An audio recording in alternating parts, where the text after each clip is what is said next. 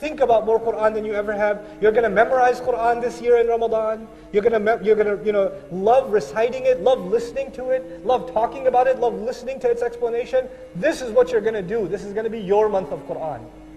That's what Allah wants first. Then He says, فَمَنْ شَهِدَ مِنْكُمُ الشَّهْرَ فَلْيَصُمْ. Then whoever gets to witness that month, then he should fast. Yet Allah says the most basic thing, the month of Ramadan is the one in which Qur'an was sent down as guidance for humanity. Why are we being told something so basic? Because in this month, it's like you start all over again, like you don't even know this Qur'an. You recite it like you've never recited it before. You reflect on it like you've never reflected on it before. You memorize it like you've never memorized it before. You cry over it like you've never cried over it before. It is a refresher. It's not just another Ramadan, it's a new life for you. Where does taqwa live? Where does the Qur'an live? Where does the Qur'an live, guys? In the heart. بَلْ هُوَ آيَاتٌ بَيِّنَاتٌ فِي صُدُورِ الَّذِينَ أُوتُوا الْعِلْمِ. These are clear ayat that live in the chests of people that have been given knowledge. You want this heart, not only to have taqwa and fight your body, but to fight your body, your heart has to be strong. To be strong, your heart has to be fed. What does it have to be fed? The Qur'an. You're starving your body and you're feeding your heart. That's what you're doing in Ramadan. So He says, whoever witnesses this month, then your throat loses, your stomach loses, your temptations lose, and your heart wins. 30 days in a row. When you do any exercise 30 days in a row, then you know what? You can turn it into a lifelong habit. There are psychology studies on this stuff. You can make lifelong habits if you can commit to them for how long? 30 days in a row. Allah gave us this training so we can develop taqwa. Allah made Ramadan tougher because He wants your life to be what? Easier. Learn taqwa here so you can save yourself for 11 months. It'll be better for you. Because when you save yourself from haram, when you save yourself from sin, when you save yourself from forgetting Allah, then your life becomes easier. Allah opens more doors of rizq. Allah makes your health better. Allah makes your family better. Allah makes your relationships with your kids better. He even makes your wife nicer. I know, it's possible. The first thing Allah wants you to think about when you think of Ramadan is not pakode, it's not samosa, it's not the ketchup, it's not the fries, it's not the sleeping during the Taraweeh. Allahu Akbar. You're the only guy standing up. Everybody else is in ruku, you're like... Then there are people who do extra long sajda, not because they're in khushu', because they're like, come on.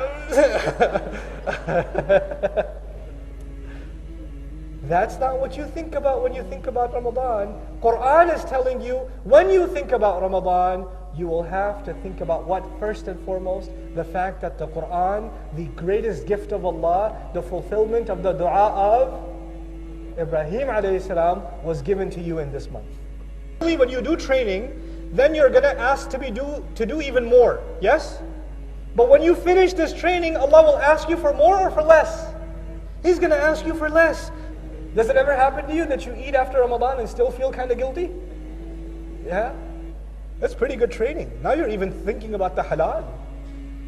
And if you're even so cautious about the halal, then you must be super cautious about the what? The haram. That's the training of Ramadan. That's not the training of Ramadan, that's the training of fasting. Ramadan has its own purpose, fasting has its own purpose. This is the purpose of fasting. If you find yourself losing control, if you find yourself really tempted, if you find yourself going towards haram very easily, one of the easiest things you can do is consciously fast. Consciously, not subconsciously. Some people fast and say, well, might as well lose weight at the same time. No. If you consciously fast, it will actually develop taqwa. Now Allah says, now the human being will be informed. What did he make a priority out of? And what did he put on the back burner? That's the translation I'll prefer here. Bima qaddama, what did he give priority to? What took taqdeem for him? What was priority number one? What took precedence? وَمَا أَخَّرَ, and what could wait? What were the things that you put on the back burner? The crime of the human being isn't necessarily that he doesn't do a good deed. The human being says, it can wait. I can do it later. The crime of the human being isn't necessarily that he doesn't leave sin. He says, I'll leave it later. Or, let me do what I want right now. I'll do that later. I have time. Taqdeem and ta'khir, not the grammar one. The one for life. Human beings will be thoroughly informed. What were your priorities? What did you put ahead? What came first for you? What came later for you? Bima qaddama wa akhar. The other meaning of qaddama wa akhar in Tafsir Juz Amma I mentioned also. Qaddama also means what you've sent forward. You've done deeds, you've done works, and every one of them are waiting for you. Our deeds are waiting for us. Kullu nafsin bima kasabat rahina. You've sent collateral over. You've sent deeds over for processing. And you're going to meet those deeds on Judgment Day. I don't meet my deeds now, I just do them now. I will meet them then.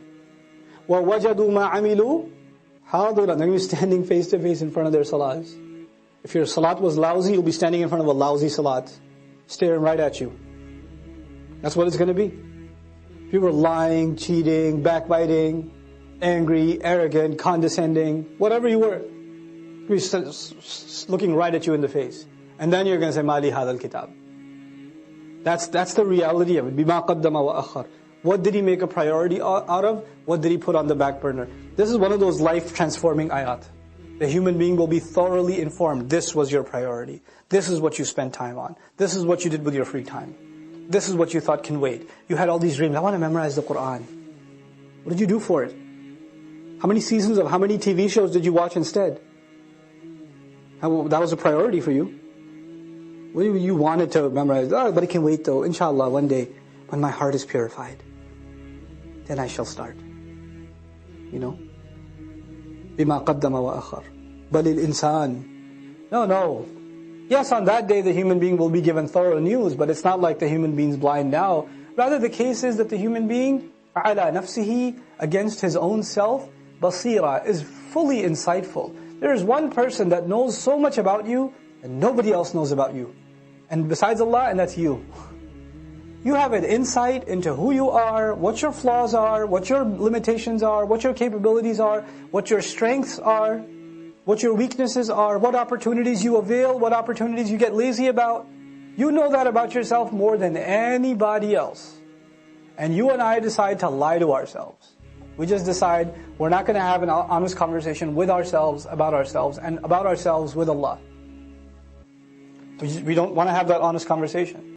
For some people, all they want at the end of their life, what is success to them? Maybe I'll own a house. That's success for them. Maybe if I have this much money, that means I have success. Maybe if I got married to this one or that one, maybe that means I have success. But I go back to what I started with. There are some people who are happy with doing just the minimum. Just the minimum. But I am here to tell you, the young people in the audience today, Allah has blessed you, and I am telling you, He expects great things from you. He does not expect the minimum from you. There are so many Muslims, the only thing left of Islam is their name. That's the only thing left. They don't care about salat, they don't care about halal and haram. They're far from this deen. What can I do to further this deen? What can I do I shouldn't just be happy that so many people come and attend Jumu'ah. Does that mean everybody's heart is clean? Does that mean that we don't need any more reminder? Is that what that means? Or are there evils in our society? Are there youth that are turning towards drugs? Are there young people that are just living their life for no purpose? All they do is play video games and watch movies and go to sleep. And if you ask them for a purpose, they say, I want to graduate and get a job. Is that a goal? Get a job? Allah gave us such higher goals. Your job itself is a means to a higher end. But you know what? We are living in strange times. The people who need the da'wah the most today are the Muslims themselves. But even if you get a good job, but you don't do your job. You got the job, but you show up late every day. You got the job, but you don't finish any projects. You're sitting there at the desk wasting your time. You're going to lose that job. Somebody else will come and do it for you. You will not keep that job even if you qualified. Qualifications are not enough. You have to do the work. Allah Azza wa Jal is giving all of us, He's already qualified us. We are people of La ilaha illallah. We are already qualified. But that doesn't mean we're doing the work. If we don't do the work, if we don't concern ourselves, if we don't care, then you know what's going to happen. إِن تَتَوَلَّوْا يَسْتَبْدِلْ قَوْمًا غَيْرَكُمْ ثُمَّ لَا يَكُونُوا أَمْثَالَكُمْ. You turn away and Allah will replace you with a nation other than yourselves, and they will not be like you. They will not be lazy like you. And those are when young Muslim people have real iman. When young Muslims have real strength in their belief, then they have the power to change the world. They have the power to make the world a better place. But when young Muslim people don't have real iman, they don't have real conviction, then they are a waste of space. They are a waste of society, a waste of a generation. The only thing in their life, the most important thing in their life is when is the next movie coming out. The most important thing is when is the next iPhone coming out. The next most important thing is, man, I wish I had that car. That's it. Your life doesn't go any further than that. My teacher used to say that Islam is similar to climbing a mountain. You know, when you're climbing a mountain, you throw a hook and you climb. If you throw a hook not very high, then you will only reach that much. You can't reach any further.